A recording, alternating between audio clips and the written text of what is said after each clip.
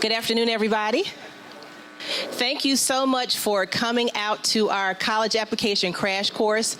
I wanted to apologize in advance because we accidentally double booked this with the Battle of the Bridge.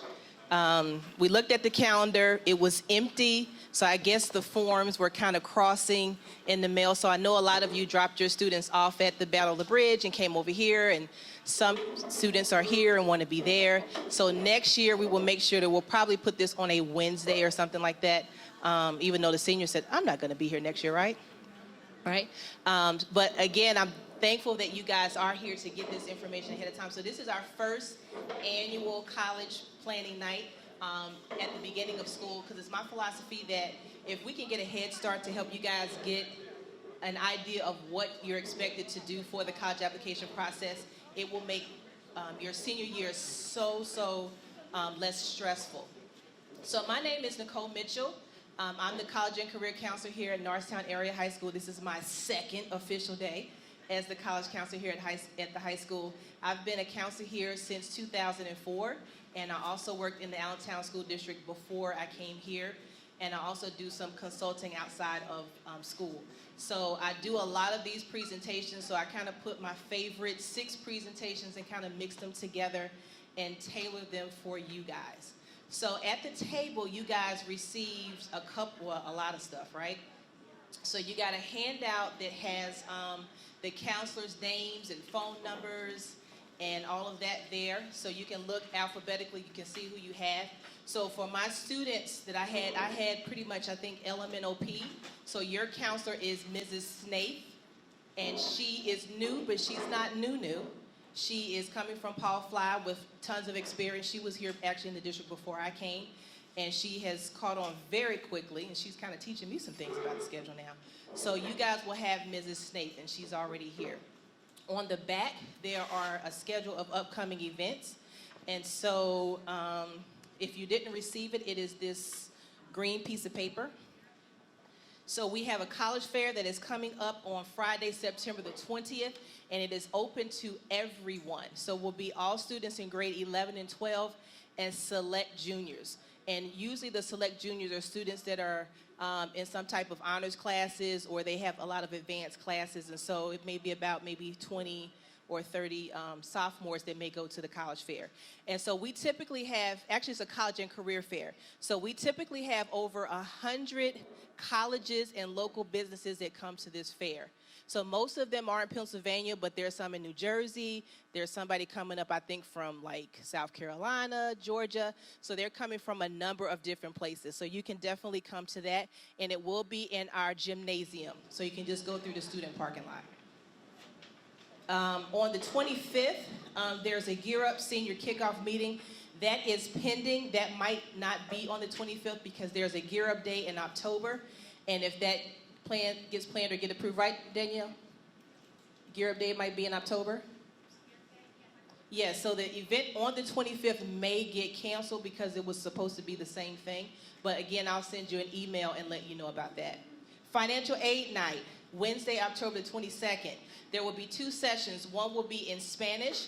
It will be in the cafeteria. And then there will be one that is in English. It will be in the auditorium. So the expert will be here to talk to you all things about financial aid. So I will touch on financial aid. The flyer said basics, right? The flyer said basics, right? So can you repeat after me? Ms. Mitchell knows a lot about financial aid, and I can give you a presentation on financial aid, but she is not the expert, okay? So I can answer a lot of your questions, but if you start talking to me about 529s and hiding money, I cannot tell you what to do, okay? So that person will be here. He's not gonna tell you how to hide money, but he'll be here on the 22nd. And then on Wednesday, October the 29th, is the financial aid completion night. And what that night is for is assistance to help you do that FAFSA, that free application for federal student aid. So you can try it on your own and do it on your own, and a lot of people do. But sometimes we just need somebody just to stand right next to us. I was trying to print something today that I do all the time, and I was just having some problems, and I called the colleague to come in, and she just stood next to me, and magically it printed.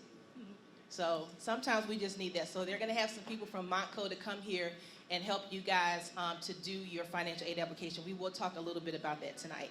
And then we have some college planning timelines. I'm not going to go into these. Some of these will be in the presentation. So does anybody have any questions before we get started? All right. Oh, also, on this sheet on the back, where all the events are, do you see something at the very, very bottom? It says Google Classroom Code. There's some information that I'm not going to go over tonight. I'm going to touch on, but it's going to be a lot of detail that I didn't go in. There's information that's going to be in the students' Google Classroom so they can access the information. And this PowerPoint presentation will go in the Google Classroom probably on Tuesday. So you don't have to sit there and cramp your fingers and try to write down every little thing. So that will go in the Google Classroom. Okay? All right.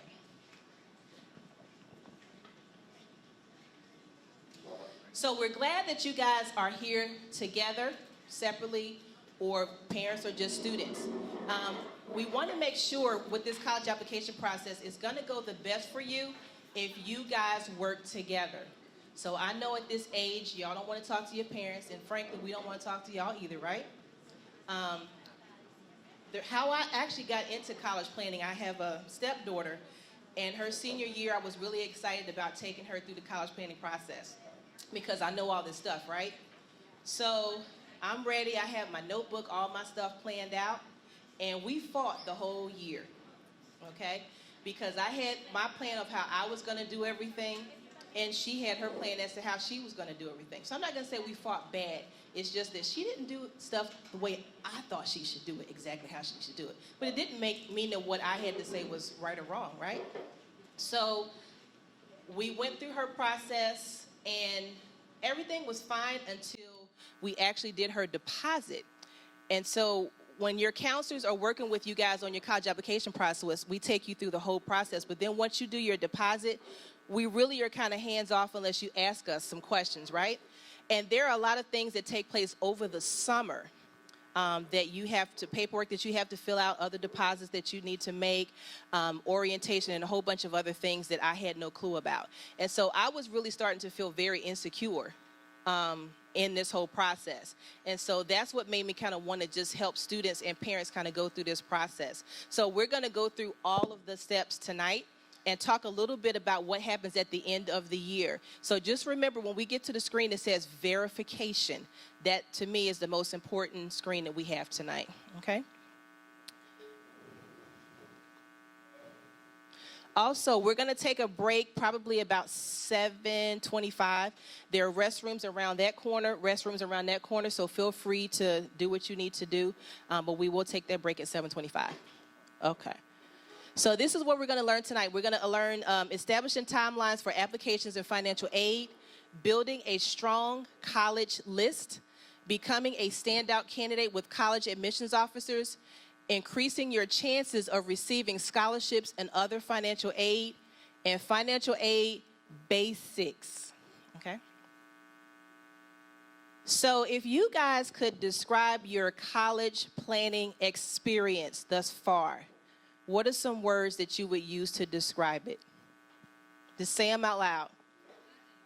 Stressful, hectic, confusing, frustrating, exhausting, yes. Anxiety, yes. I took my Magnesium this morning. I drink it every day because my anxiety, even on a regular day, is like this. Anybody else? Overwhelming, yes. One more. Everybody else is Gucci? Everybody else is fine?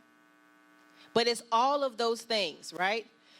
But because you guys are here, you're kind of getting a head start and looking through some things. So some of you, even though I know this is your last 4 days before we start school, there are some things that you can start doing before you go back on Monday to kind of relieve your stress, okay?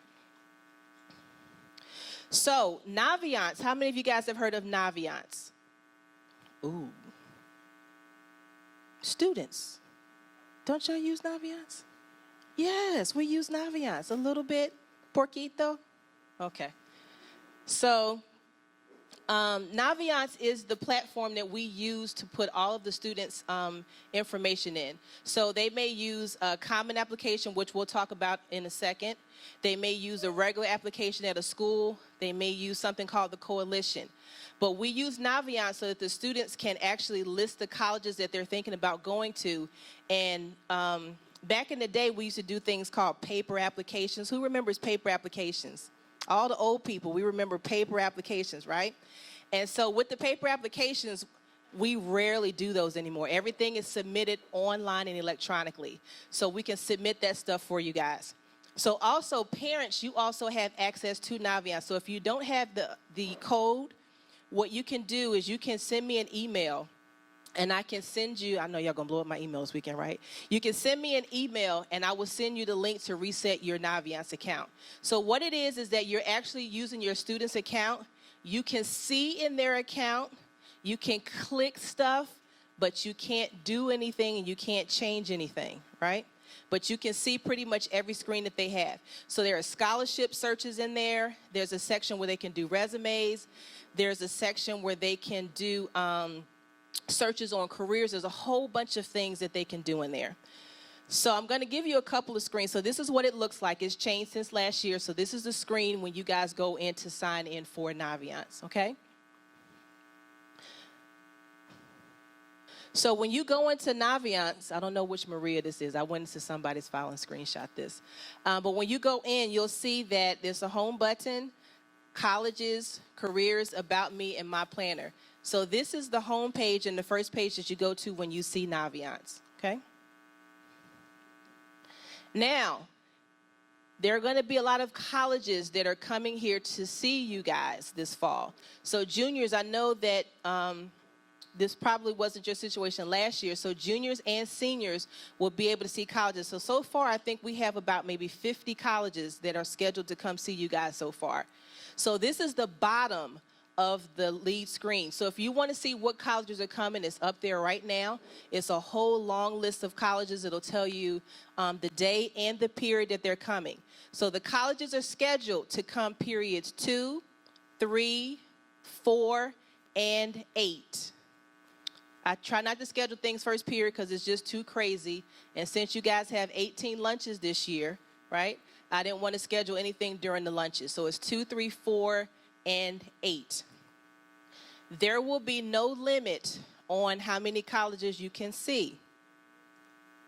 There's a caveat, and I'm going to end up fighting with a whole bunch of teachers about this, so I need y'all to listen. We were going to try to make it 7 or 10 or something like that because we don't want you going to see every college and missing a lot of class. But at the same time, if you have a list of 10 or 12 schools and all 12 of your schools come, we want to make sure that you can see them. But you need to use some discretion. So when you go in here, click on some of these colleges, look to see what types of grade point averages they have. And most of you guys have your transcript, right?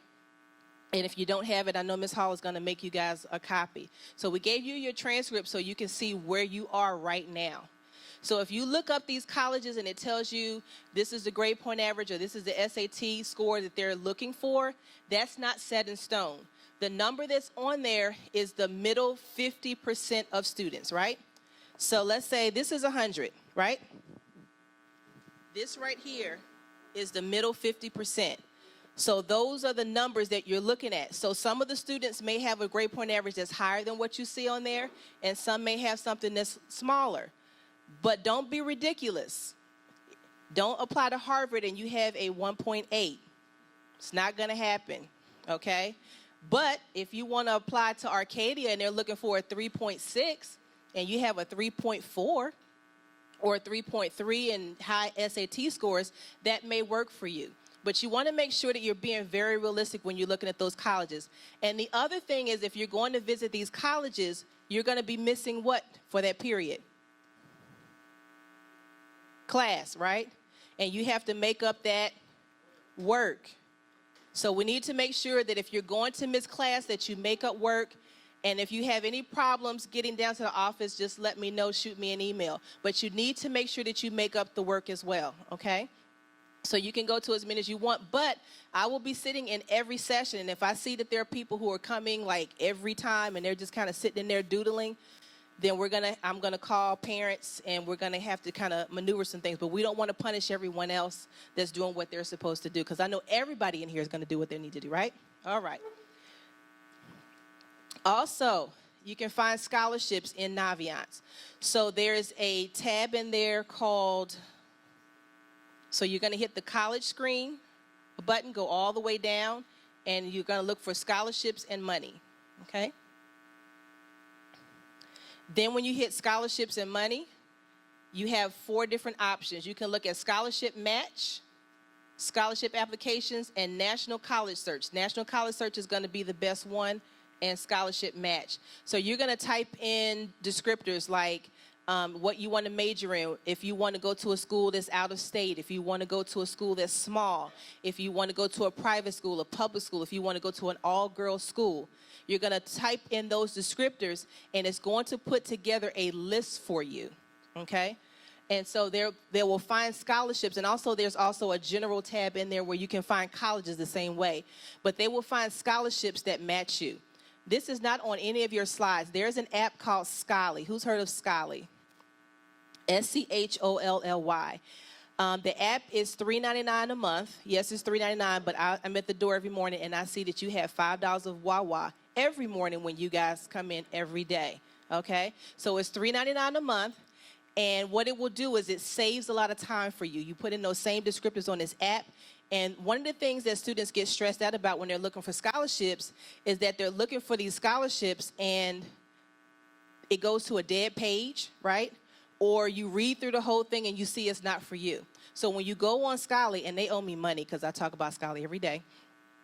When you go on Scholly, it only pulls the scholarships that are relevant to you, that have a live link, and that are not expired.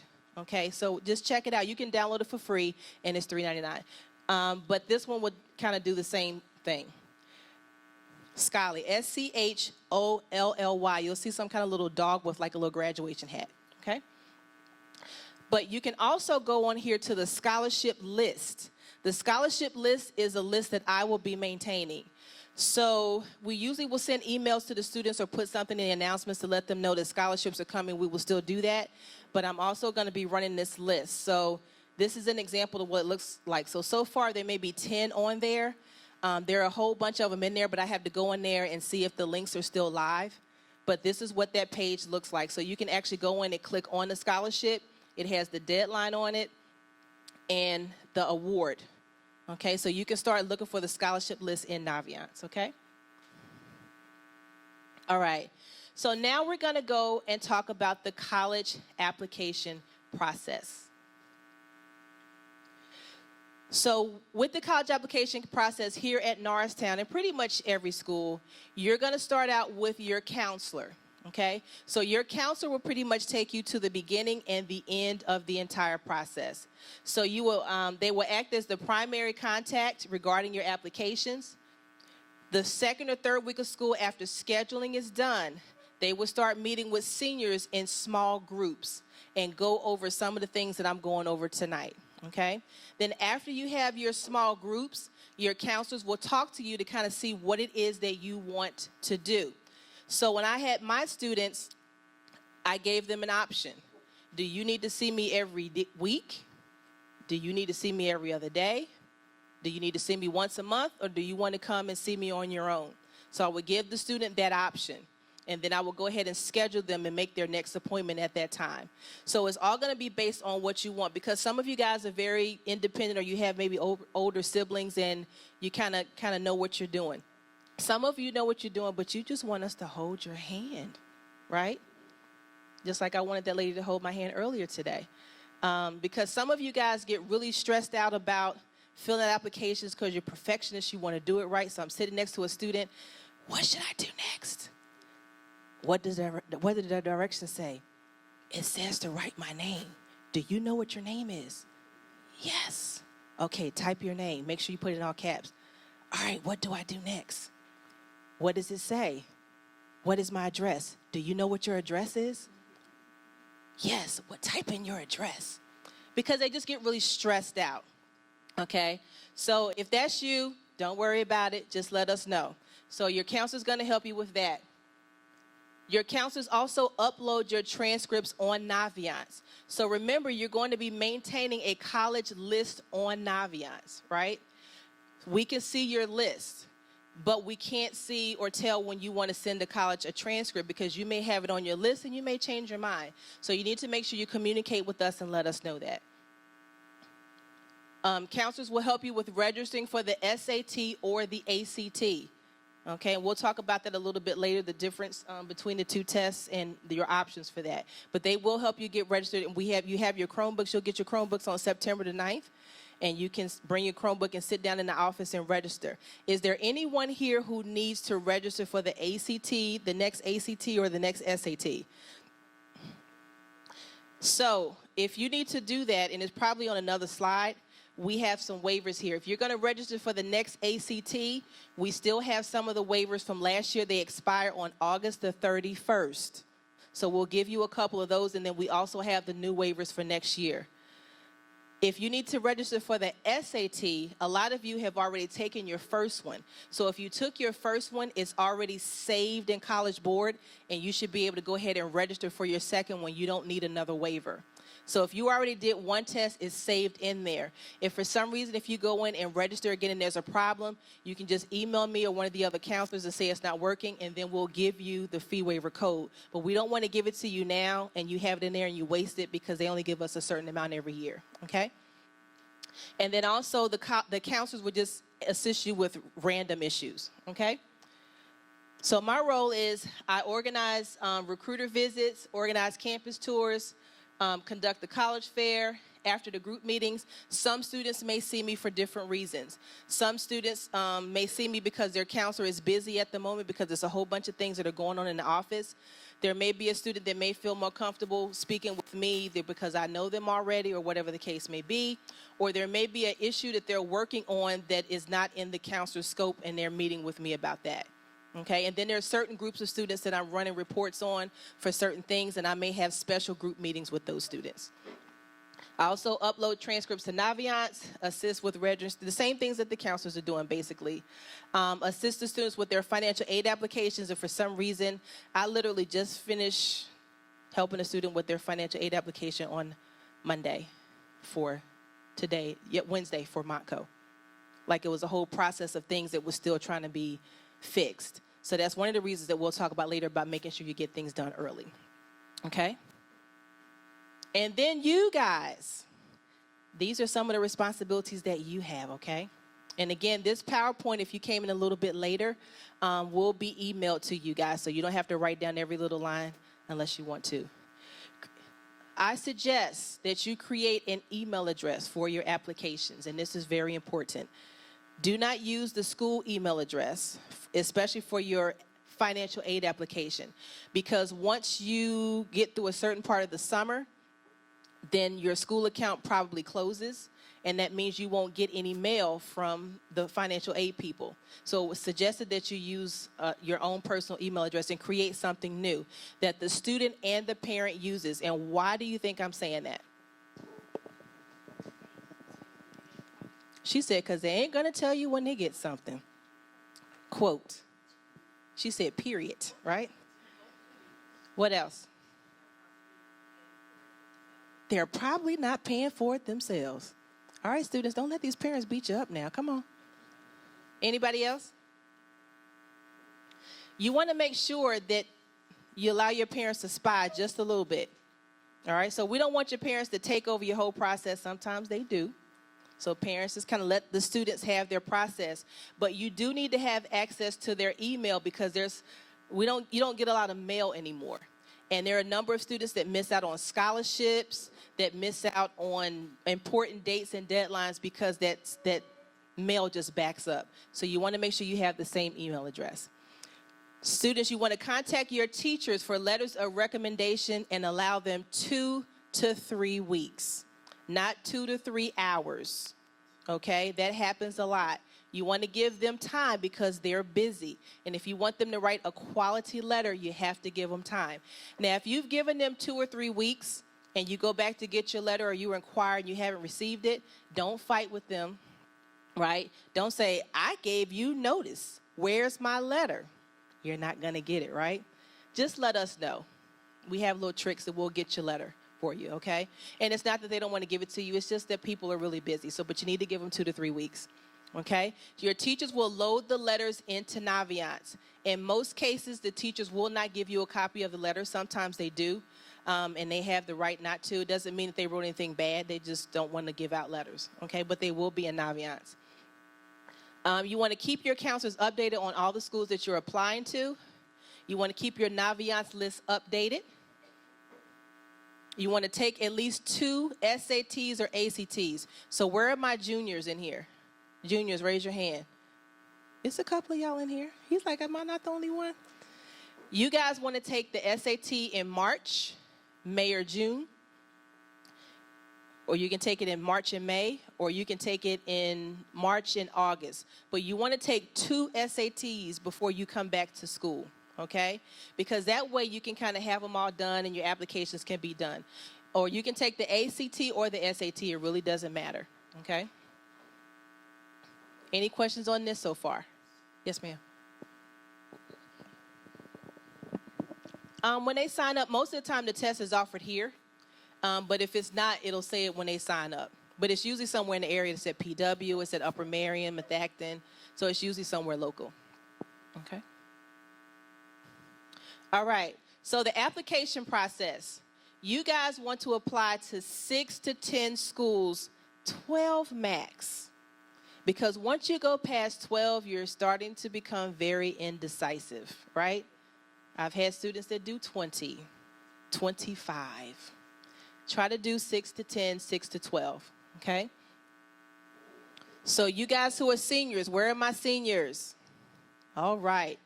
So if you have not scheduled your last SAT or ACT, you need to do that. I can't remember when the deadline is for the September one. Anybody know? September, did it pass?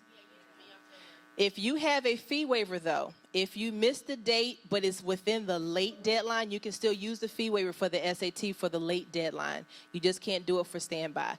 But you can take the October test if you want to. Your scores will come back in November. But if you're trying to do something like early decision, early action, which we'll talk about in a little bit, that's going to be a problem, okay? You want to start working on your application. So what you can start doing if you haven't done so already, you can start your common application, right? She laughs. Yes, common application works in conjunction with Naviance. So what happens is the students will do their, fill out the application. And how common application works, you fill out one application, and there are 900 schools that feed into the common application, and you only have to fill it out one time, so it saves you time. Each school may have different prompts or different essays that they want you to write, but you don't have to fill out 10 applications, right? You don't have to worry about the fees. We'll talk about that in another slide, because everyone in the Norristown area school district, we are a free and reduced lunch school. And so what that means is that everyone in here gets a fee waiver, which means, hey, that's hey. I feel like Oprah, right? So everyone in here gets a fee waiver. For the SAT, you get 2 for the SAT, 2 for the ACT, and 2 for the SAT subject test, okay? So with the SAT subject test, there are a number of subject tests you can take, okay?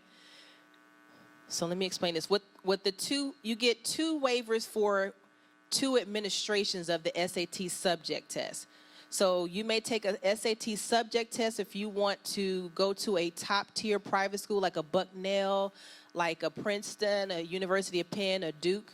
And you may take a science test like biology, chemistry, physics, something like that. Those tests are 1 hour each. So with the one waiver, you can take 3 tests on one day, up to 3 tests on that one day. And then you can use the waiver again and take 3 more tests, okay?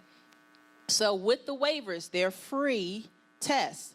Also, what that means, if you're sending your scores from the College Board, which is the SAT program, that also means that you don't have to, you usually get 4 scores that you can send. But now I think you can send 8, or it might even be more than 8 scores to different schools. Also, what that means is that you do not have to pay for any application fees. Let's clap for that, okay? So there may be some random schools that will not accept the waiver, but like 95, 98% of the schools take those waivers. So you're saving money. So if you're a millionaire in here, you get a fee waiver. Okay? I don't want you to clap, but if you do, just let me know. Okay? All right. So you guys need to start working on that common application. That'll save you some stress. Let's start working on those essays, requesting letters of recommendation. Your extracurricular activity resume, you want to start putting that together? Yes.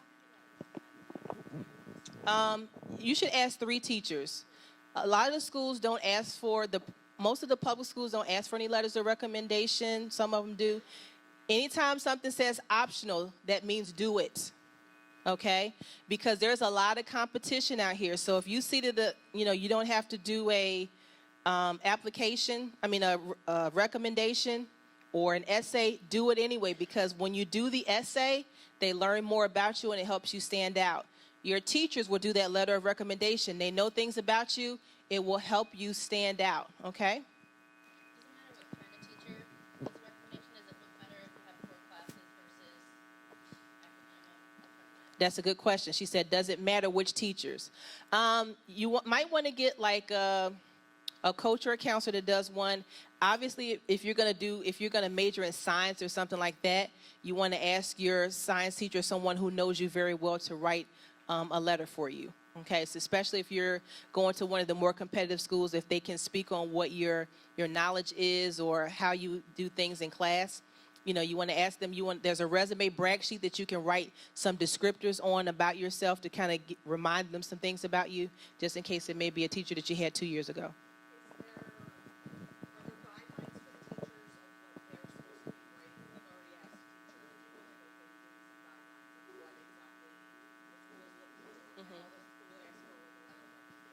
Yeah, we have a form. I had some, but I didn't have enough. I didn't put them out. There's like a teacher, what is that called? A brag sheet or a teacher recommendation form where you can kind of put some little bullets and items. Sometimes you can give the teacher the resume, and between those two, they can write something for you. Okay? Financial aid application, we'll talk about that a little bit towards the end. Scholarship application, college decision day. This is very important. So, everybody has a deadline of May 1st, and I think that's on the back of your form, to decide what college you're going to go to. It's a universal date. So sometimes you may get letters in the mail from a college that say, hey, if you want a room with so-and-so and get the dorm that you want, we need to have your deposit as soon as possible. And they're sending you this letter in March or April. And it's making you feel pressure that you have to make a decision right now. You do not have to make a decision until May 1st. So the trick around that is, and we'll talk about the financial aid at the end, when you do your financial aid application, the financial aid application opens up in October the 1st, okay? It might not be due until the spring, but you want to do it ASAP. You want to do the federal one, you want to do the state one as soon as possible. So that way the schools already have your information, right? And then what happens is the schools, once you get accepted, they're going to send you a financial aid award letter. That letter is going to tell you how much money you're going to receive from that particular school, right? So every school sends you that financial aid award letter. So if you do your financial aid application early, you'll get all your letters back by, let's say, April. And you have time to really sit down and go over all of those forms, right?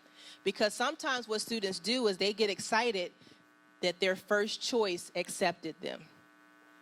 They have parties, they're doing backflips down the hall, they buying people Takis out of the school store because they're so excited, right? And what do you think they do next? Oh, before the financial aid, what do you think they do when they get excited? They got accepted to their first choice. What did they do? They drop that money. They drop $250 on a deposit. And then they get the financial aid letter and find out that after you guys crunch the numbers, you can't really afford to go there, right? So you want to make sure if you do that financial aid early, you'll have all your letters and you have time to review all of them before you make that decision, because those deposits are non-refundable. Then when you make the decision that you are going to go to the school that you're going to go to, you have to drop that other deposit again, right? So to avoid all of that and keep your coins, do everything early, okay? All right, we talked about this already. So you can take the SAT or the ACT. Who are my people in here who do not do well on standardized tests? Raise your hand. And I'm going to raise mine too. I'm going to raise both of mine. Right? So if you do not do well on standardized tests, the website fairtest.org. There are a number of colleges that are test optional. You do not have to send test scores. They will look at your grade point average. They'll maybe have you do an essay or something else to show that you have some swag with the school, okay? So what you'll do is you'll go on there. They'll have a whole bunch of different columns. You click the column that says do it by state, and then you can look to see there are a number of colleges you will be surprised that you do not have to send test scores for, okay? You want to make sure that the colleges that you are applying to want your scores directly from the college board. So we automatically put your SAT scores and ACT scores on your transcript. But some schools like Penn State want them directly from college board. Okay, so you want to make sure you send them from there. You can get test prep through Montco, Huntington Learning Center, a whole bunch of different places. You can also get some free test prep through Khan Academy. All right, College Fit, and I'm going to start talking a little bit faster. So some of you guys have who has a short list together already? Where are my seniors? At least 3 schools on it. Short list. I think they're like, sure. 3 schools, right? How did you decide your top 3 choices? You don't have to tell me what they are, but how did you decide what you wanted to put on your list? Looked at the major, that's awesome. Football team, that's good because you play football, right? What about you?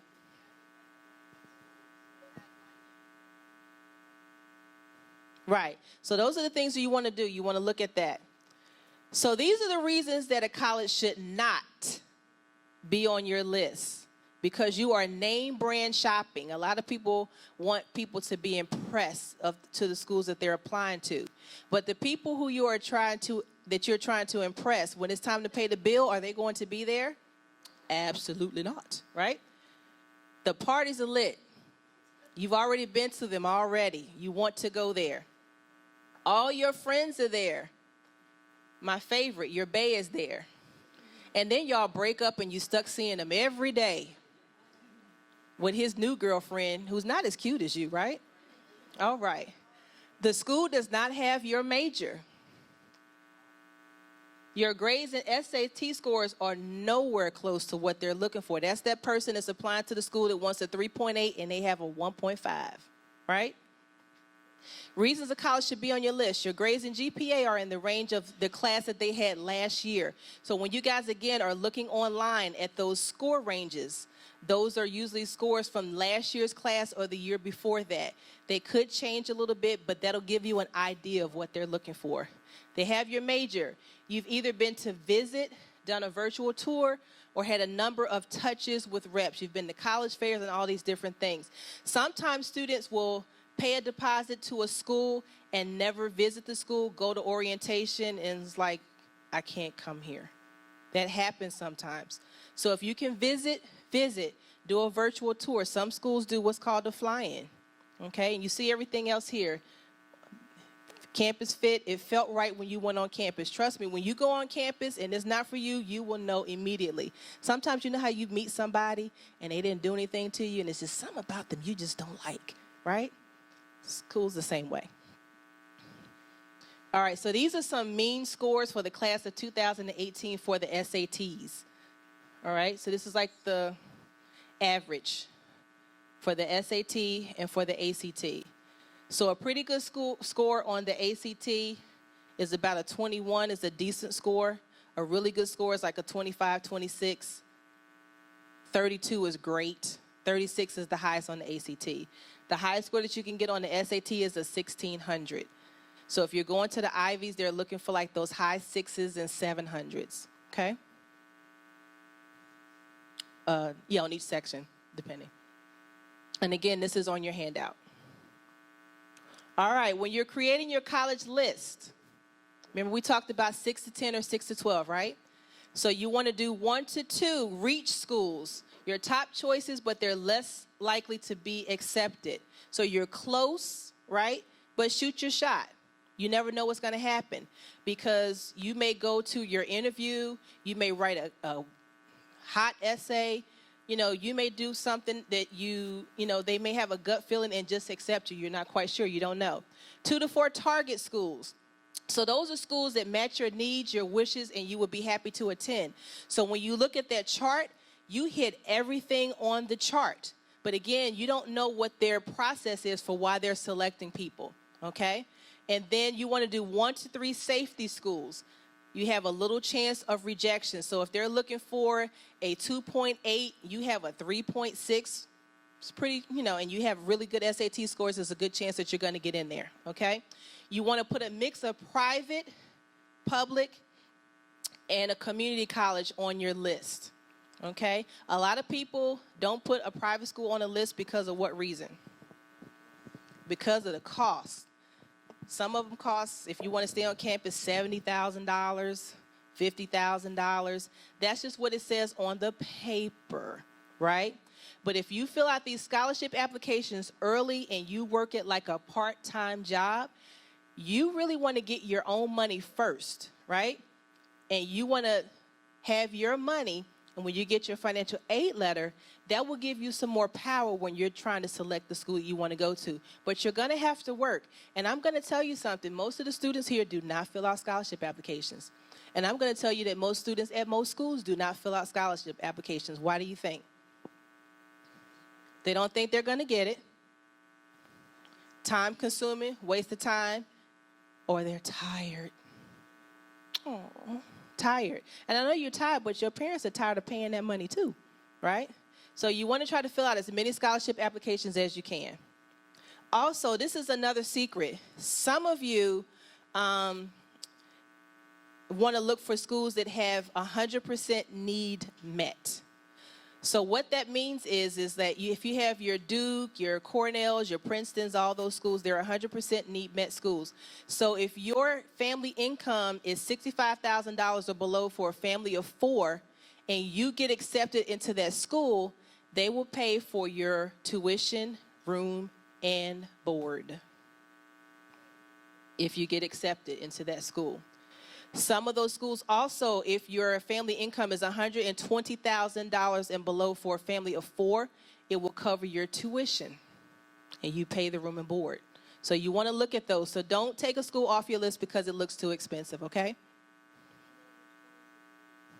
When you look on the school and they do on the financial aid page, it'll say needs-based or merit-based, and that's one of the slides here. Need-based, so if you get a merit-based scholarship at a merit-based school, they're going to give you scholarship money based off of your grades and your GPA. If you apply to a school that's 100% need met, they're looking at your income and awarding you based on that. Okay, they're not accepting you based on that, but they're going to award you based on that. These are some examples of some colleges. You see your public schools, your Kutztown, IUP, Cheney, Westchester.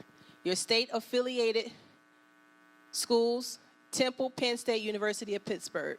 So you see the prices. The public schools cost less because they're trying to make it, quote-unquote, affordable for families, and they get a lot of money from the state of Pennsylvania. State-related schools are kind of private, but they get some money from the state of Pennsylvania, right? And then your private schools, they get money from their alumni, donors, corporations, various different places. But the private schools have a lot of merit scholarships to give out, okay? So these are the prices on average for tuition, room, and board for these schools. But again, this is the listed price, not how much you're going to have to pay. Community college, trade and technical schools. Also, Montco has an honors program, and they have 25 spots in that program that if you get accepted through the interview, you do not have to pay to go to Montco. All right, so I have a lot of my students to put that on there as an option, either their first option, depending on what you want to do, or your backup option. I had my daughter do that as well. Okay, Demonstrated interest is extremely important. Who knows what demonstrated interest is? What does that mean?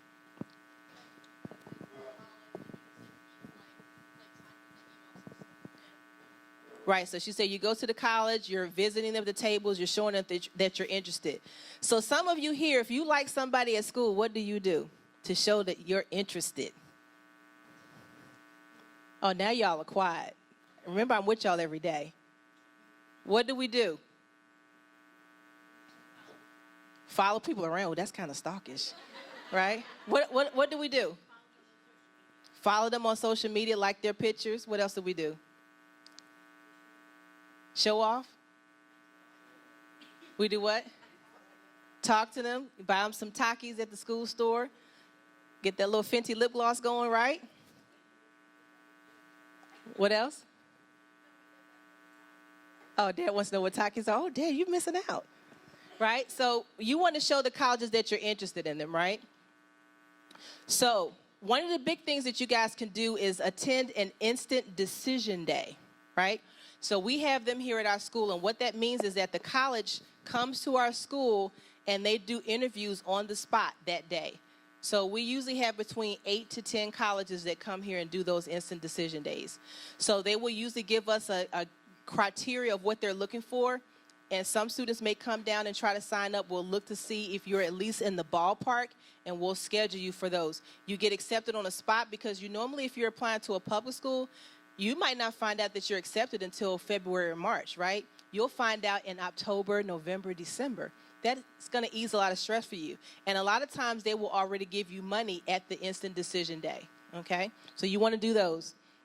You want to attend local college fairs, campus tours, open houses.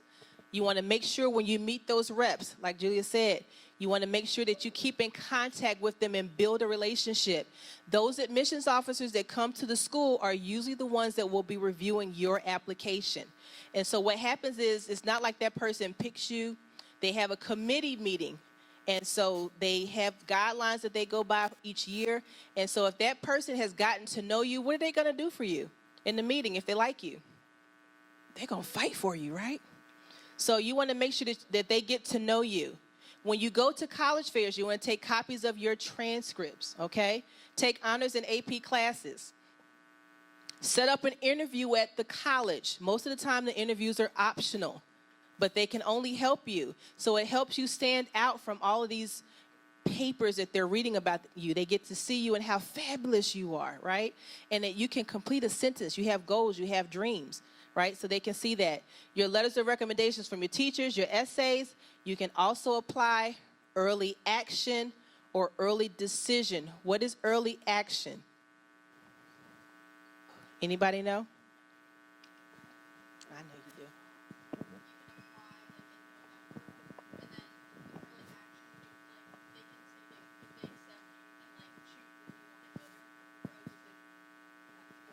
So early action means that you're going to apply to that school early, like she said, in November or December. They have the dates are, I think they're on the paper, November 1st, November 15th, December 1st, December 15th, right?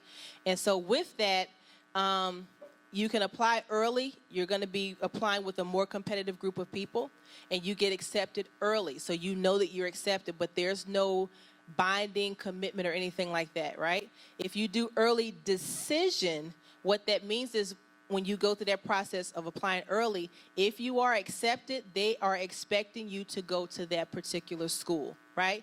So one of the rules is that if financial aid is an issue, then early decision might not be the best option for you because you're going to do your financial aid application early. They have something called the CSS Profile that you'll do early. They'll give you an estimate of how much money you're going to receive, right? So you can have a better idea. But again, if one of those schools is that school that we talked about that's 100% need met, and you get accepted and you do have that income that we talked about, then you might want to go early decision, because if you get accepted, what do we say happens? They're going to take care of it, right? Okay, so in that case, you might want to do early decision. So we can have conversations about that to see if that's the best option for you. These are some upcoming college fairs. And again, this is where I'm going to send you this next week, okay?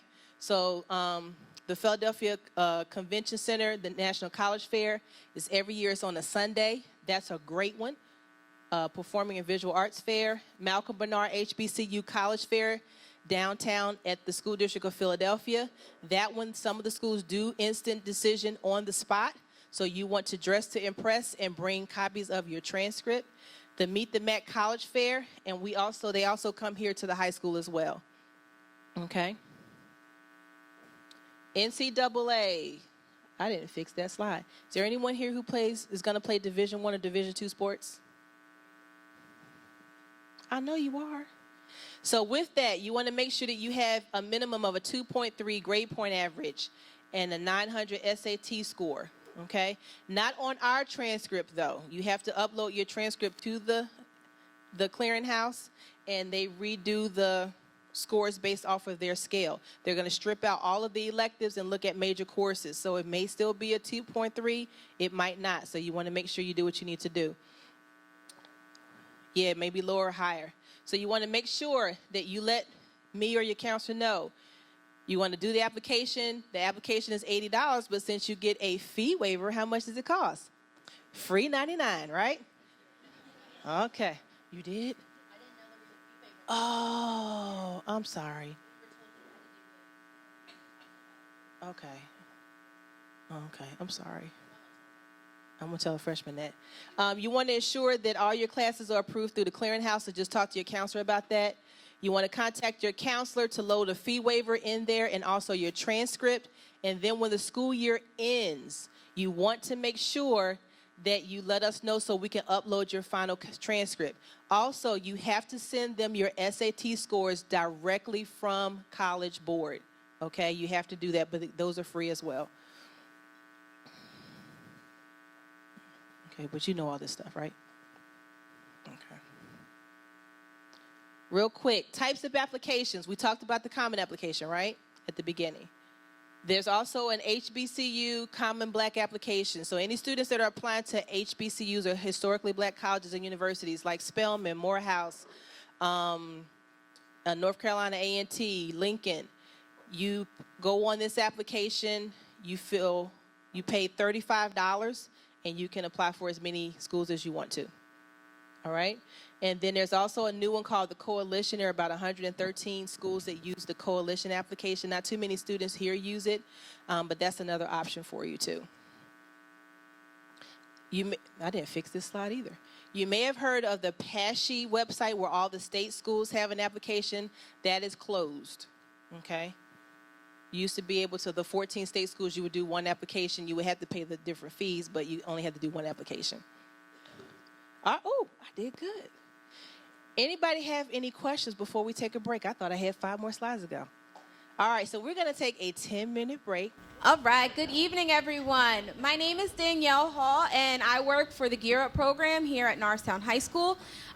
Gear Up stands for, I always like to start with that, gaining early awareness and readiness for undergraduate programs. So our job is to help the current seniors figure out what they want to do for life after high school, whether that's a job, whether that's college, whether that's trade school, and expose them to various careers and colleges so we can make sure that happens. So I want to give you guys a few updates for things that we have coming up this year.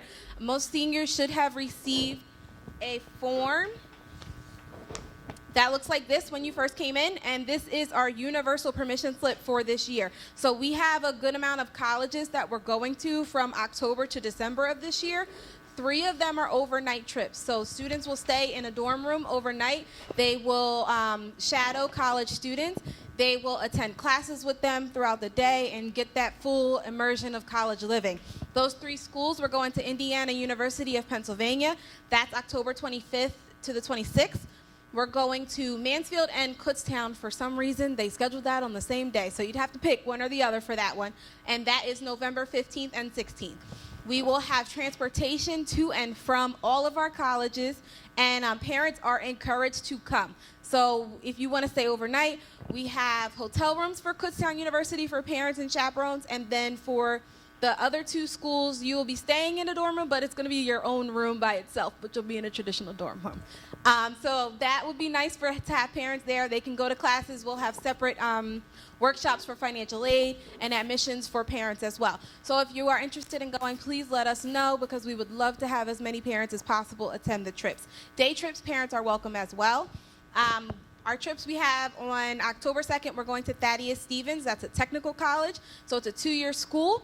If students are interested in like automotive, HVAC, culinary, different things like that, you can go to Thaddeus Stevens. Sorry, not culinary, that's at Monco. Then we're going to Penn State main campus on October 8th. And so that's a half day of school, but we will be leaving early, about 6:45 in the morning, and we'll get back about 6:15 at night because it's a little far. It's like 3.5 hours from here. So we'll go up, we'll have a tour, we'll eat lunch in the dining hall, and then we'll bring you back in the evening. And then the other 3 schools, we're going to Jefferson University on October 16th, and then Delaware State University, which is an HBCU, historically black college and university, that is on November 11th. We are going to, Ms. Mitchell mentioned the historically black college fair that is down in Philadelphia, where they do on-the-spot admissions. We will take a bus down there as well. So we'll make sure we print out your transcripts for you, and you can get admitted to some of the schools that night. And we'll have dinner for you for that event. And then on December 3rd, we're going to Arcadia University, and that is right down the street, about 25 minutes from here. We are bringing back and continuing Wednesdays after school, where we will have tutoring. You can come and get some extra help with us, or just come. Some students come and just finish their homework there, so you can just come. It's just a place for you to be. We're in room 353 for that. One thing that we are adding is, in addition to having our science tutor and math tutor after school in room 353, in 352 after school on Wednesdays, we will have our English tutor to help with college application completion and essay writing. So come see us every Wednesday after school, and we are also having sessions throughout the school year between September and November to do essay writing and complete your college application as well. We will have financial aid night is on October 22nd, and that is when someone from FIA will be coming out to give us information on completing our FAFSA, and that opens on October 1st. So once October 1st happens, you are able to fill out your FAFSA at any time. We can help. Ms. Mitchell can help. We're all here as a resource. But on financial aid night, you can come and get all your questions, if you have specific questions for FIA, answered and things like that. And then we're going to have the next Monday, October 29th, is going to be FAFSA completion night, where we'll have people from the financial aid office at Monco come here and help complete our FAFSA. So that'll be in the library. Let me make sure I have everything. I want to add too that new update, we lost Ms. Chong. Ms. Chong got a job at another school, so she's not with us anymore. We have a new college and career counselor named Ms. Gallagher. She seems awesome. She started today, so I just met her, and she'll start with us on Tuesday, so I'm going to let everybody know that as well. And one thing for students, so Gear Up is a PASHE program, and PASHE is with the 14 state schools. So one thing that we are doing for students who, if you remember when Ms. Mitchell had the slide up about PASHE schools, they typically want about a 2.8 GPA. Average SAT scores about 1,000, something like that. One thing that we are doing is called a Provisional Admit program. For all 14 of the PASHE schools, there's going to be a pool, and the top 3 program who gives us the most spots will be the ones chosen. What that means is if you have a 2.0 at least and a 650 SAT or an 11 ACT, so you wouldn't necessarily meet the requirements for general admission, but you would go through a provisional program. So over the summer, after graduation, you will go on campus for 3 weeks. You will take a math course, an English course, and a freshman orientation course. You will also have tutoring to help you. You will have mentoring to help you. But upon completion of those courses successfully, you will enter the school year as a regular admit student in the fall. So that's one of the options for students who may think they may not meet the requirements for the state schools. We're still encouraging all of them to apply, because that's going to be an option for the students as well. And we have 8 of the 14 schools gave us paper applications that are already Gear Up stamped, so they get priority. We're going to use that during the school year. I'm going to work with the English teachers to hopefully get some time during class, and we can fill out those paper applications and we'll mail them off for students. Also, if you have them online, we have a Gear Up specific code for PASHE schools. So definitely, if any students are applying to PASHE schools, make sure to reach out to us, let us know so we can make sure that you get that Gear Up code specific for your school.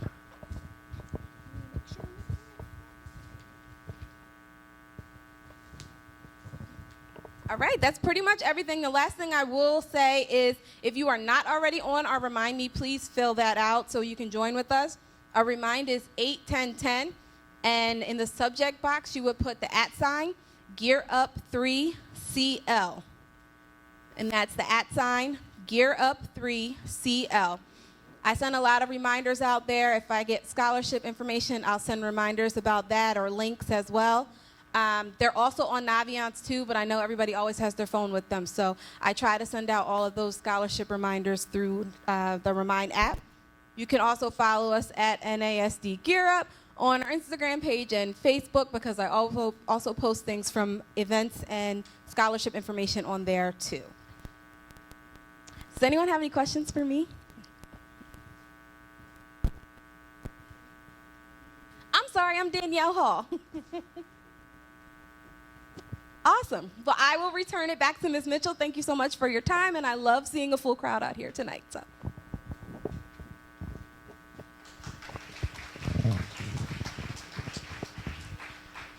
All right, y'all ready for a little bit more?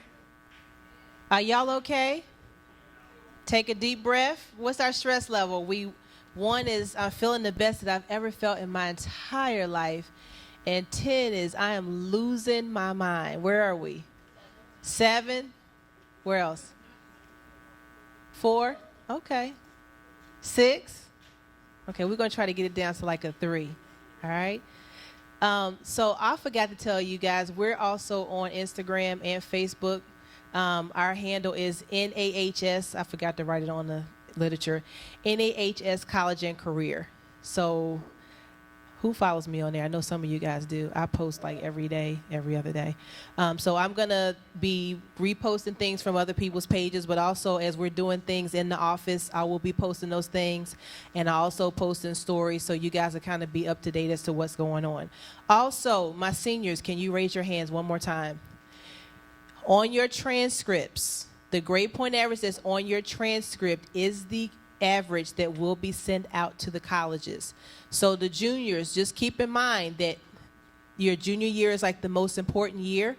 So you want to do what you can to boost that average up as high as you can, because once you come in the first day, that GPA is locked. It does not change every marking period. Now, that does not mean to come in this year and just chill and relax, right? Because the colleges will ask for your report cards, right? Your mid-year transcripts, so they want to see that stuff. So you want to make sure that you stay on the top of your game, because some of you guys, your grade point average might not be what that college is looking for, but you might be on the line, and if you do well the first 2 marking periods, that may be what pushes you over the finish line. Okay? All right, so now we're going to talk about money. Cardi B likes to talk about money, and we're going to talk about money too. All right? So when you guys are, there's a slide missing. No, it's not. All right, so for financial aid, as far as I'm concerned, there are 3 key steps. Everybody else will say 2. I'm going to say 3. So step number 1 is that you're going to have to do what's called an FSA ID. I don't know what FSA stands for. Frank ID. Oh, yeah, duh. I'm tired, too. FSA ID. Boy, I tell you. So the parent needs to create one, and the student needs to create one. If you are a parent that has older students in college, then you already have one if they've gone in the last 2 or 3 years. If you had some that went like 5 or 10 years ago, you don't have your FSA ID. So what the FSA ID, it kind of acts like your electronic signature, okay? So if you have multiple children, then you can use the FSA ID for everybody's account. Then the student needs their own ID. So you want to do that first, and it normally is supposed to take you like 10 minutes, but sometimes technology is not our friend. Sometimes it may take people 15, 20 minutes to do the FSA ID just because the system is acting up, okay? So you want to do that first. Then you want to do step number 2, which everyone else calls step number 1. You want to fill out your FAFSA, your free application for federal student aid. This opens up on October the 1st, so you can start filling it out.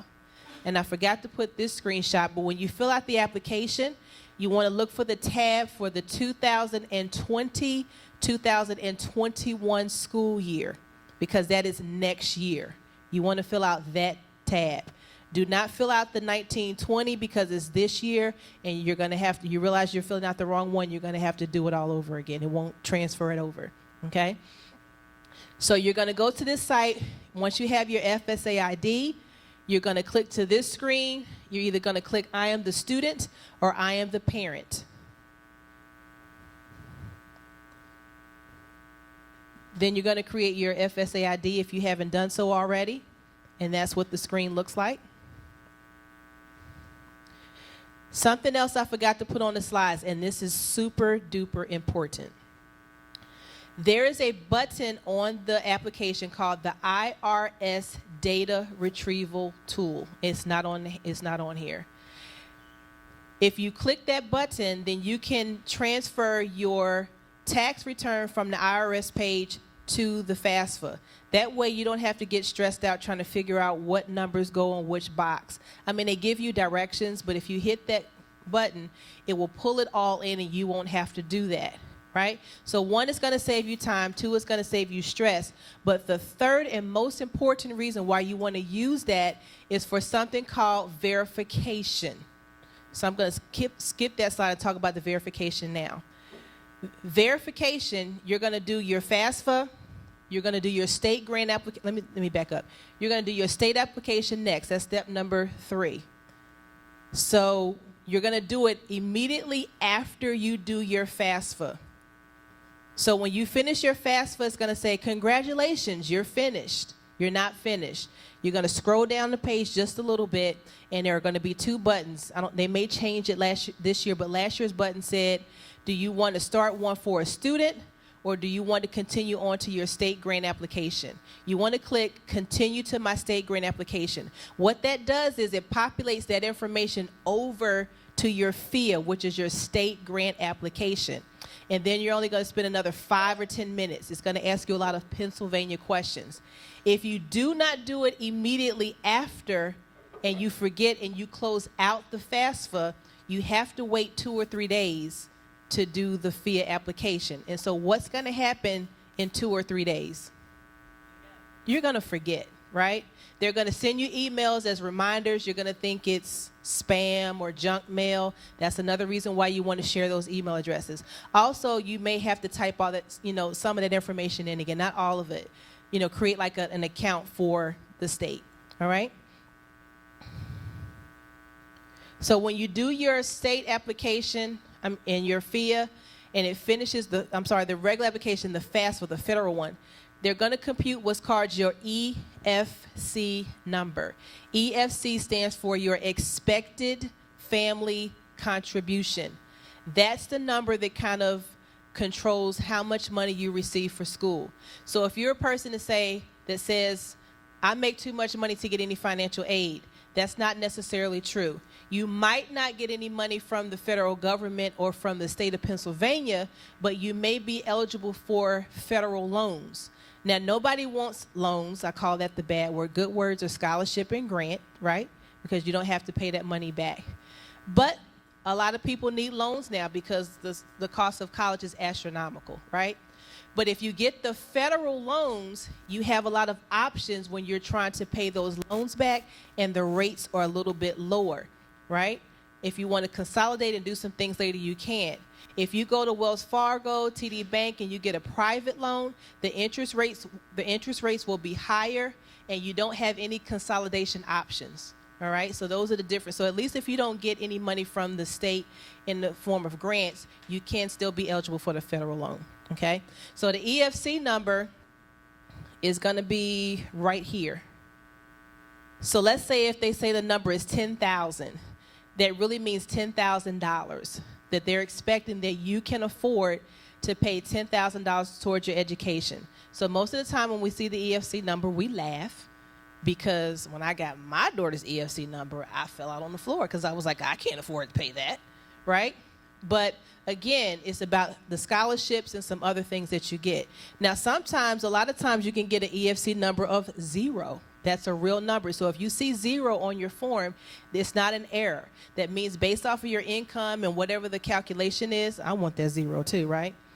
So as a rule of thumb, if your EFC is less than for last year's numbers, if it was less than $10,000, you will get some type of grant money.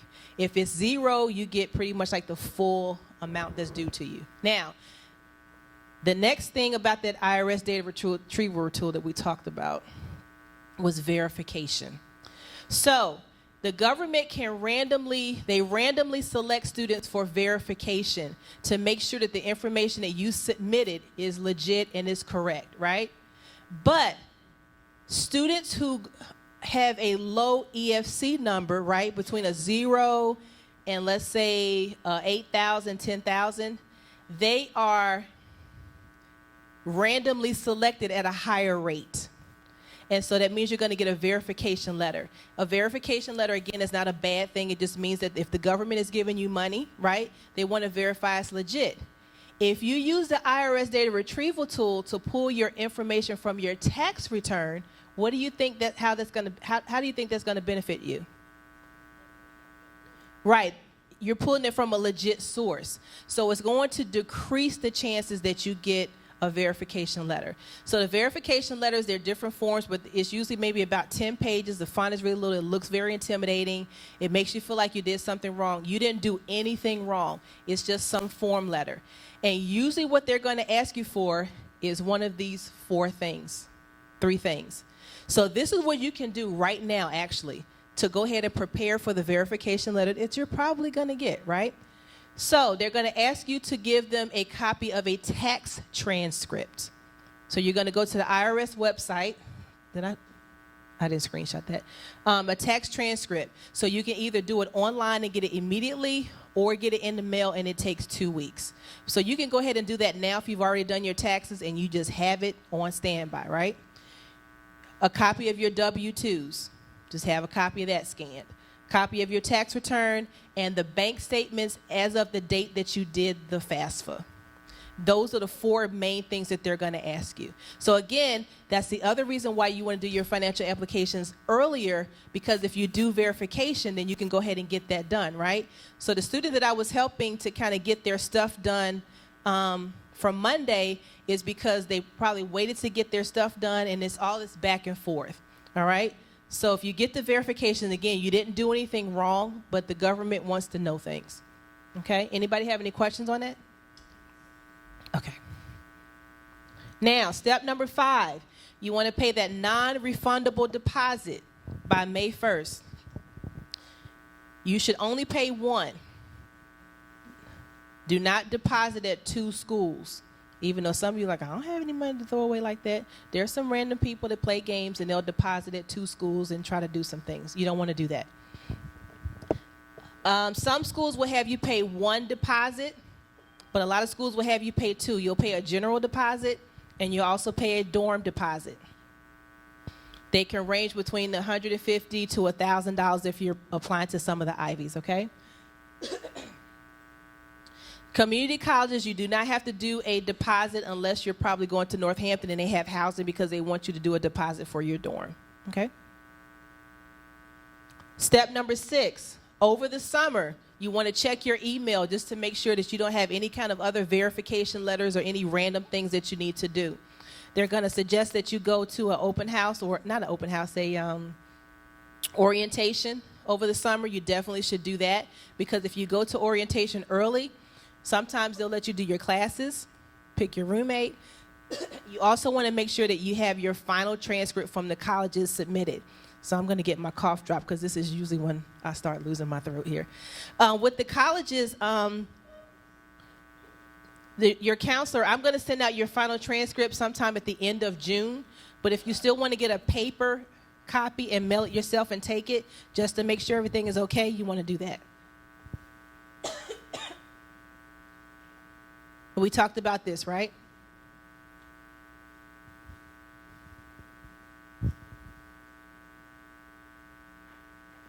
Okay, so 5 things that you should consider when receiving scholarships from the school.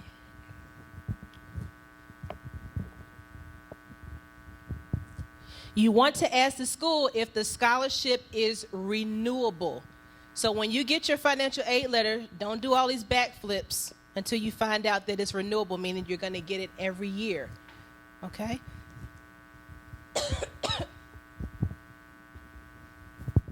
You want to find out how much the tuition is, because sometimes students get excited and say, oh my God, I got an $8,000 scholarship.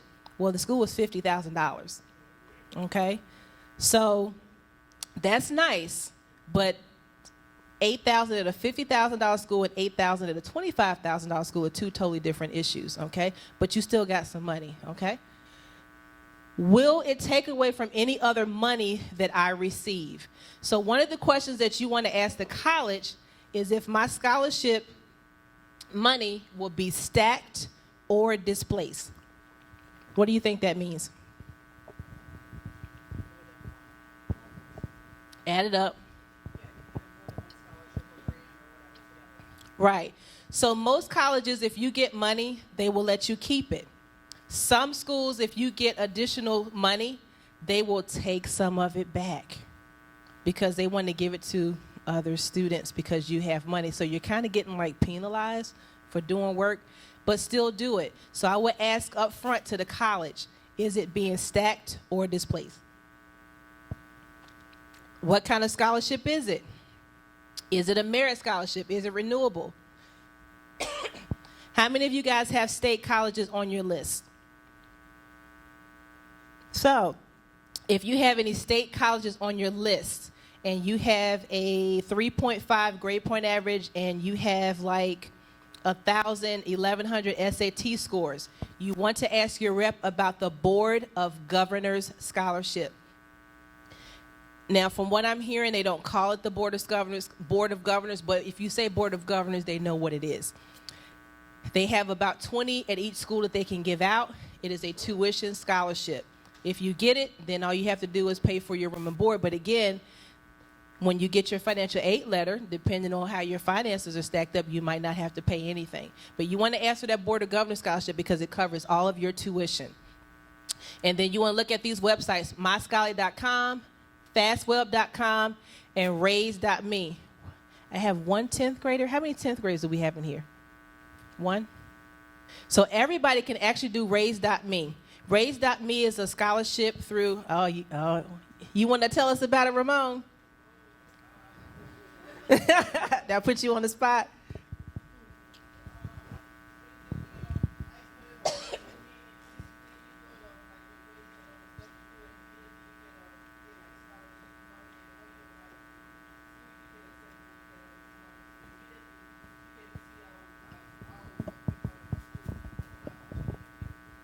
So you're going to get points for getting an A in an honors class, taking an honors class, extracurricular activities. You'll put all these things on the application from 9th through 12th grade, and you'll look to see if any of the colleges that you're applying to participate in that program. It is legit.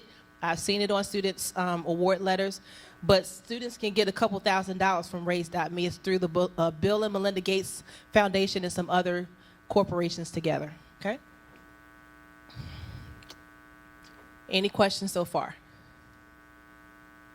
Okay.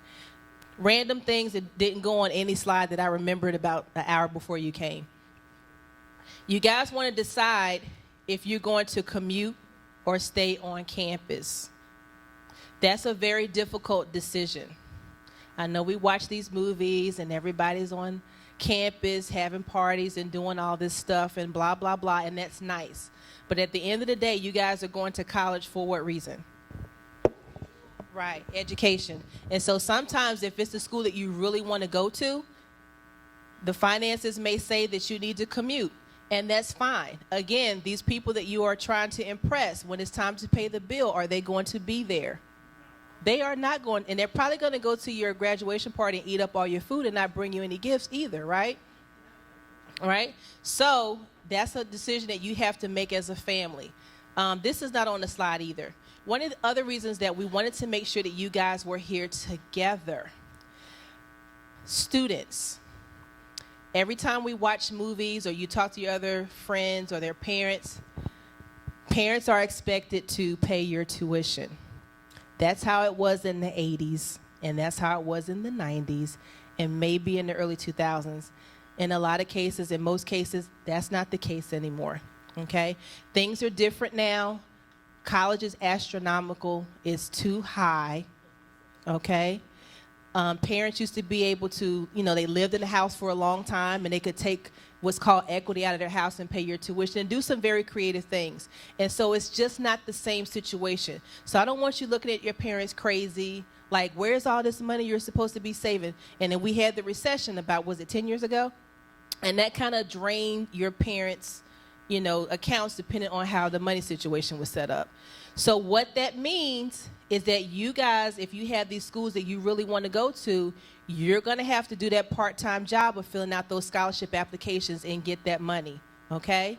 So your parents are going to try to help do what you can in that case. Now, parents, we need to have honest conversations with our children about how much money we think we can afford to pay a month. I'm from the generation of mind your business, speak when spoken to. It's none of your business how much money I make. But can I tell you a secret? They can go on their FAFSA application and they can see how much money you make. You've been exposed, okay? So you guys need to have conversation. So when you can go on the college's website, and it's not on the slides, and look for something that's called the net price calculator. The net price calculator is on every school website. Don't go hunting for it. Just go into the search and type in net price calculator. And they will also give you an estimate of how much money in aid and all those things that they think that you will be able to receive. But you guys really need to work together, have honest conversations about what your budget is in regards to college. Now, some of you, after you do your budget, it may be in your budget that community college is the choice that you're going to make, and that's fine. A lot of students are like, oh my God, I'm not going to Mako, it's grade 13. It is not grade 13. Who just took a class there? Was that a grade 13 class that you took this summer? It was not. And he's one of our top students. So students make choices to go to Montco for many different reasons. I've had students at the top of the class that go to Montco because they either want to save money, they're not ready to go away from home, or they're crunching the numbers and it's just not right. So I told you about my situation with my daughter. We got her award letters and I was like, ooh, this is not going to work. So she wanted to go to Penn State, and I got their award letter. They're not really good at giving out financial aid. And I was like, ooh, I don't know if we can do Penn State. We're not going to be able to do Penn State. So she decided we were going to have a family meeting, and she was going to invite grandmom and all these people to the family meeting so we could try to see how we're going to pay for college as a family. And I'm like, these are all the people who borrow money from me. So I'm trying to figure out how we're going to do this. So we had a lot of conversations, and Penn State just wasn't in the cards. And so I had already had her to do the interview at Montco. She got accepted into the honors program, and that was going to be our backup plan. Because at the end of the day, you guys have to make sure that you don't borrow too much money. We're in a 1.3, actually it's 1.5 or 6 trillion dollar student loan deficit, right? So that means that about from 44 million, 50 million students, they owe about $37,000. And that's just the average. I know people that owe $125,000, $150,000 in student loans, right? Unless you die, right? You can file for bankruptcy, you still owe. Sally Mae is looking for you. Who knows what Sally Mae is? Old people here know who Sally Mae, right? So you don't want to borrow that money, too much money. Because then when you graduate from college, you're going to have a hard time moving out. Who wants to stay with their parents with their spouse and their children for the next 10 years? Oh, you got your hand up, girl. You brave. I told my mom if I had to get 13 roommates, I was moving out my house. But you love your mom. I love her too, but I love her from far away. I blow her a kiss. All right? So you want to make sure you do what you can do, but do not borrow too much money, okay? Oh, I'm about to do that one now. Who wants to go far away? Look at you. Raise your hand so nice and high. So I just want you to make this mental note. When you go out of state, your state aid does not go with you, okay? So you could get up to like $4,000 and something in state aid. When you go out of state, you don't get any of the state aid unless you go to Vermont, Maryland, Delaware, Ohio, and West Virginia, and you get a whopping $526. And if you're in the military, then you might get $600 and something, right? So I'm not saying don't go out of state, but you just need to make sure that you crunch those numbers and get more what? Scholarships, right?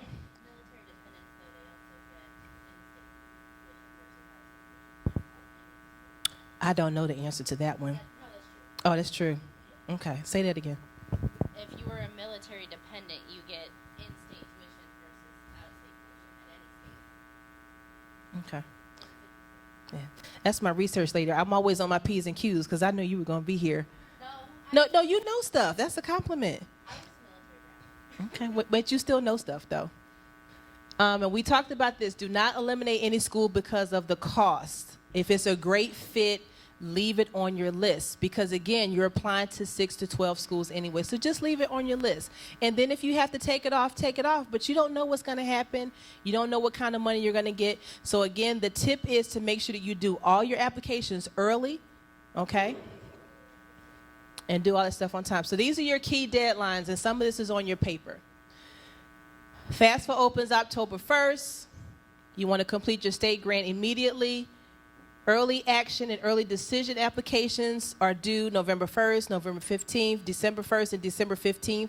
You will have to look at the particular schools to find out which date. But also, when you do these early action and early decision, it means that you're going to get your answers back like in December, January, February. So you get that stuff back a little bit earlier. If you're doing a specialty program like art, music, nursing, pre-med at that particular school, sometimes their deadline may be October the 15th. Okay, so if that's you, you need to look at those applications to make sure that you don't miss that deadline. CSS Profile, that's a college scholarship search.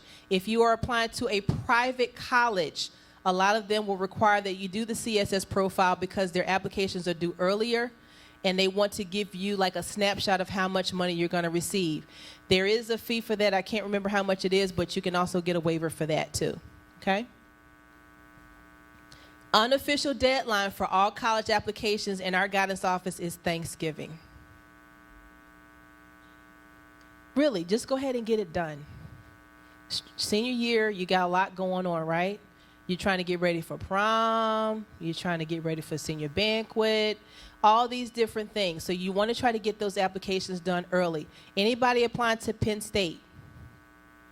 Penn State main campus. If you're going to apply to Penn State main campus, you want that application in literally by the end of November. That is their preferred deadline. If you are trying to go to main campus and you hand it in after November 31st, unless you know somebody, you're not going to get in. Okay? The deadline for the fee estate grant is May 1st, but again, we said to do it right after the FAFSA, right? Because if you do it May 1st, that means you're not going to get your full financial aid letter back.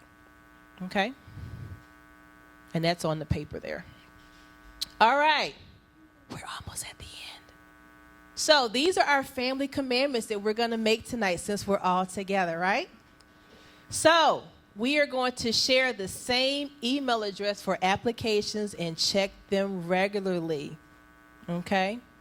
So your parents are going to friendly stalk you on email. You want to build and demonstrate your interest for your top choice schools. So how do we say we can demonstrate that interest? What do we say? Stalk them? Be nice. Go to the tables. When you meet the recruiters and they give you their cards, you should do what? Email them. If you don't know what to email them, just ask them a question you might even know the answer to already, just to start the relationship. Because again, they want to see that you're reaching out to them. They're going to email you back. You guys want to discuss those finances as openly as possible. Remember, parents, students can open up your FAFSA application and they can see how much money you make. So we don't want any kids having a meltdown in May because parents knew in December that they couldn't afford to send you there and just didn't say anything. Okay? Don't get so stuck on your first choice that you can't make the second one. Okay? Sometimes that second choice is the choice that you should have made from the beginning, okay? Parents, please let the students take the lead, okay? Make sure that you guys know your passwords and usernames for College Board and all these things. If we have to sit down in the office to do something, I don't want you to say, I don't know it because my mom has it. I don't know it because my mom put that together for me. I hear that all the time. Okay, so you want to make sure that you take control of that process. Parents, don't write essays for your students because we know when we read them. You want to make realistic choices and choose the best fit college for you. Not because your friends are there, not because of the parties, but because they have the things that you want. We talked about the next one, stay on campus or commute. Choose a major field that is a strength or interest. I would even suggest if you can find 2 or 3 things that interest you when you're looking at college, see if they have those 2 or 3 majors. Because sometimes, or a lot of times, students may change their major. And sometimes you may change it to something and the school does not have it, and you're going to have to transfer to another school. So transferring to a different college is not the same as transferring from one high school to another. When you transfer to another high school, if you transfer to our high school, we take your transcript and we'll give you credit for pretty much every class that school gave you. Colleges don't do the same thing. So it may be a situation where you transfer to the next college and at your old school you would have been a sophomore, but you may be a freshman again because of your credits. Also, if you had those renewable scholarships, they don't follow you to the new school. So you want to make sure that you kind of find 2 or 3 things that you're interested in and see if those schools have it as well. That'll cut down the chances of you having to transfer, okay? You want to write that student-authored essay, complete student-authored applications. Thanksgiving, don't take on any unnecessary debt. Work together. And last thing, take several deep breaths, guys. It's going to be okay, right? You guys can call us. You can email us. Nothing bad is going to happen. Just follow the dates. We'll be emailing you, and we'll have plenty of events that are going on. I have some ideas, but I'm the person that always has these ideas, and I try to do too much, so I'm not going to say anything.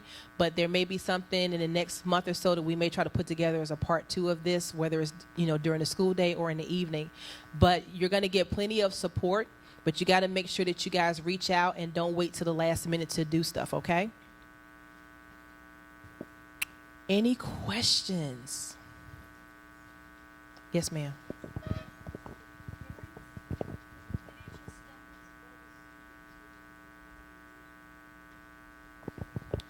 Is it the parents or the students' financial status? I mean, it's usually the parents that's more heavily weighted because of the income.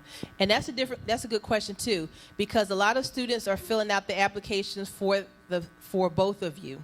A lot of our students are filling out for both of you. You want to double check because sometimes students accidentally put your salary in the student's box. That's going to wreck everything, okay? So you want to make sure that you pay attention to that. Also, with the financial aid, if you have 2 parents but you live with 1 parent, the parent that you live with 51% of the time is the parent whose information that you have to put on the application, okay? Also, this is not on any of my slides.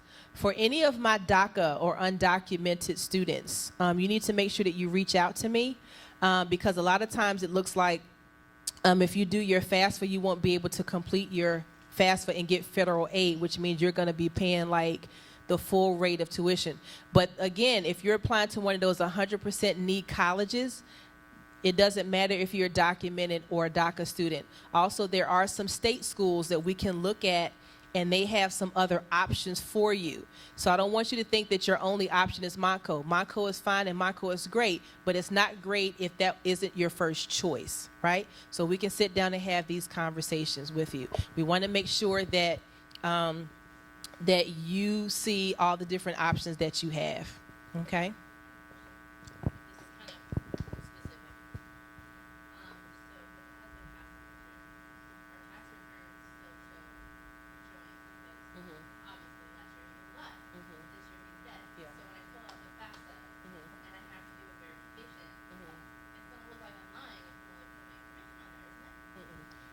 That's a great question. So the question is if your financial situation changes. So when you guys do your FAFSA, if I'm not mistaken, on that sheet that you have to do your 2018 tax return. I think it's on one of the handouts that's in the back. So you're filing your 2018 tax return. If things have changed since then, you still have to file that tax return. But once you find out that you're accepted to the colleges that you want to go to, you're going to immediately get in contact with the financial aid office and let them know. And so they're going to give you some forms to fill out to verify that. Okay. So to verify that information. Okay.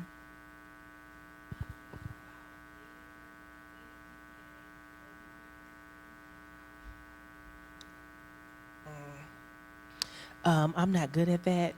I have to sit down and do that. But she's asking about weighted and unweighted GPA. So on your transcript is your weighted GPA.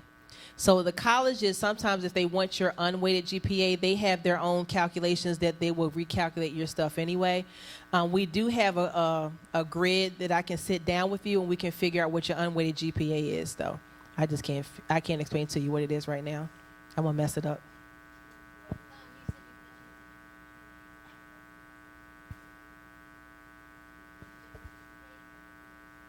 Yeah, so most students in the Northeast take the SAT, but most students across the country take the ACT, right? So the SAT is more general. It's kind of a generic test on theory and reasoning. The ACT is more specific to what you learned in class. And they also have science on there, and they also have history on there, right? So some students say that they do better on the ACT for whatever reason. They just feel more comfortable. So since you have all these fee waivers, right, you can take one SAT and one ACT, see which one you feel the most comfortable with, and then when you take your next test, then you just take it with that one. Also, I don't know if I said this earlier, but for those of you who are applying to those top tier Ivy League colleges or just top tier colleges like the Dukes, the Bucknells, the Princetons, in Georgetown, they strongly recommend that you take 2 subject tests. Georgetown recommends that you take 3. However, if you took the ACT, sometimes you can get around taking the subject test if you took the ACT. So you would have to look at your specific colleges to look at that. But again, if you are a person that gets exhausted with those tests, you might want to take the ACT and go that route. You can also take some SAT and ACT prep courses. Monco has them. They're like $300 and something, but they're going to help you get your score up. So if that's something that you can budget, and also, that's what she's coming to see. Okay. So Huntington Learning Center with Miss Natalie McDonald, she's really nice. She's going to come in and do some SAT prep with you guys. ACT, is it going to be here?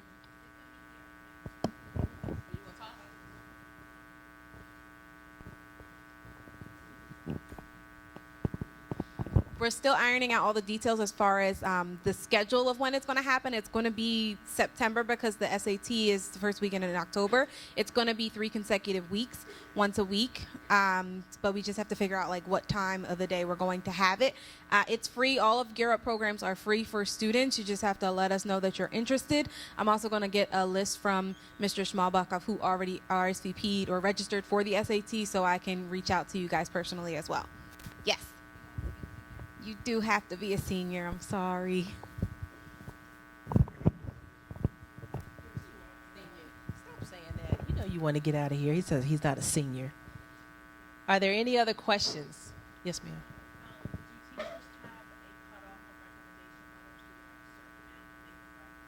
No, there's no cutoff with letters of recommendation letters. Just try to ask them as early as possible.